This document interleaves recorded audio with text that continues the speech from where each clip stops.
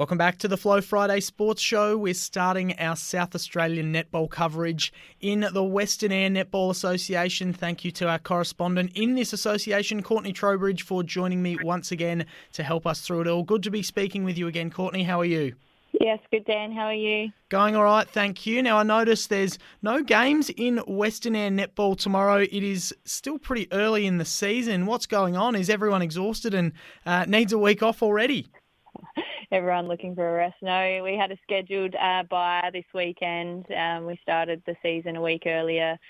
And so no football or netball in Western Eyre this week. I think all teams are looking forward to the break. We've had some pretty hot, sad days. So a few tired and sore bodies. I think most of the A-grade teams are actually having a break where they would normally train on bye weekends. So, everyone looking forward to the week off. All right, a good chance for everyone to regroup. Is there any particular reason that you're aware of for this week off early in the season? Is it just as simple as giving the players a bit of a rest? Yeah, I'm not too sure. I'm not really around why the bye was scheduled. I know it's something that footy proposed and it was voted on. I think some people were hoping to be seeding. Unfortunately, we haven't had any rain around at the moment. So, I'm not too sure why we are having the bye. But, I think some players are looking forward to it. No doubt. I'm sure plenty of players are very eager for it. And for those that were hoping to be seeding this weekend, we will certainly continue to hope that there is some rain on the horizon because it has been very, very dry so far this year. But let's get into the action from last weekend. No games tomorrow, but there were two games last Saturday. And we'll start off with, let's go with the closer of the two games. Wirrulla getting up over the Ceduna Blues 48-40. So a better showing by the Blues than the previous week against the Hawks. It looks like they're showing some more of that form that we saw back in the really early stages of the season. Yeah, an exciting game. Blues came out firing. They had their more familiar lineup and they had a 5-goal lead at quarter time. They were able to capitalise on some errors and some missed shots of Wirrulla. Then at quarter time, Wirrulla brought on Jazz Billing into centre and they were able to turn the match around. They had a massive 20-goal second quarter and they were able to restrict Blues to just 5 goals, so taking a 10-goal lead at half-time. Blues were using some tactical changes, playing around with some combinations throughout the match to keep their mid-court fresh on what was a pretty hot day. Blues able to win that third quarter by 2 goals. They were picking up some great defensive ball as players got tired before an even last quarter. So saw Wirrulla take the game by 8 goals. For Wirrulla, Hayley Webb had another great game in goal defence. She was picking off lots of ball.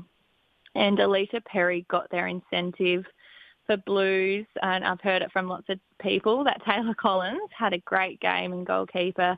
Standing Emma Willis, she was able to turn over lots of ball, which we know isn't easy to do against Wirrulla. Another solid performance by Wirrulla. Other than that first quarter, they had a pretty consistent game. They'll be happy with that win. But for Blues, like you said, a big improvement from their loss against Hawks. They were able to win 2 of the 4 quarters. I think once they settle into their combos, they won't be too far off the mark of the rest of the competition. All right, good result there for Wirrulla and certainly promising signs for the Ceduna Blues. It's been a better season this year than it was last year so far to date. Let's get to our other game now, and the Western United Tigers continue to roll along dominant over Thevenard, at least by the looks of things on the scoreboard, 41-21. Was it as one-sided as it looks on the scoreboard? Yeah, unfortunately it was. I actually thought at the end of the game the score might have been a bit bigger than it was. It was a very defensive game. Westies welcome back Durrani Hofrichter, who played goal shooter. And she actually started the game with Chloe Ettridge in goal attack. Wasn't quite sure how they were going to start that with Abby Thomas as well. But Abby Thomas actually started in wing attack. And, they just look like they've been playing together for such a long time. They did trial multiple different combinations. Chloe went down to defence for a bit, back to goals. They rotated them mid-court. But every combination they had, they weren't unsettled and they were able to win every quarter. Thevi started quite well. They just weren't able to match the intensity, and I say it every week, but Westies are very fit, they're strong. It's showing in the contest. They're able to win a lot of the ball, those 1%ers. Thevi able to get quite a few balls in their defensive circle. They were able to get a fair few rebounds, but just unable to convert against Westies and their full court pressure. Thevi did try some tactical changes, but unable to settle, and Westies just taking advantage of their connection. For Thevi, best players were Hayley Jericho and Nikki Sleep, and for Westies, it was Jacinta Binstead. I feel like I might be saying her name a lot this year. I watched her for the first time and just very athletic, very fit in that goal defence position, just picked off a lot of ball. Westies with a big win. I think they'll still be looking to improve in certain areas of their game. I think they'll just get better and better. They've got Chloe Ettridge as their coach, very smart. And they'll just continue to get more physical and, just finish off games, I think. And for Thevi, just working on those combinations, new combinations again. They'll probably try something new again in their next match. But, still looking for their first win, but got some promising signs. Well, pre-season, I'm sure a lot of people would have been forgiven for thinking that Thevi would have had at least one win on the board by now.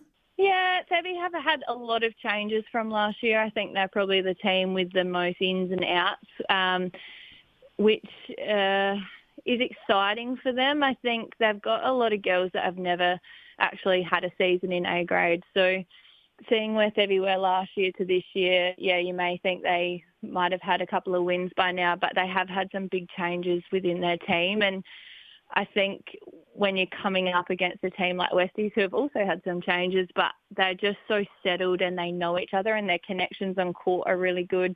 And I just don't think Thevi are quite there. I think they will get there. Just need to work on those consistent 15-minute efforts. All right, thank you very much for that, Courtney. Good for you to get a weekend off. Good for everyone in the association to get a weekend free from netball. I'm sure everyone will enjoy the rest and we'll get back at it next week. Enjoy your weekend. We'll talk to you then. You too. Thanks, Dan.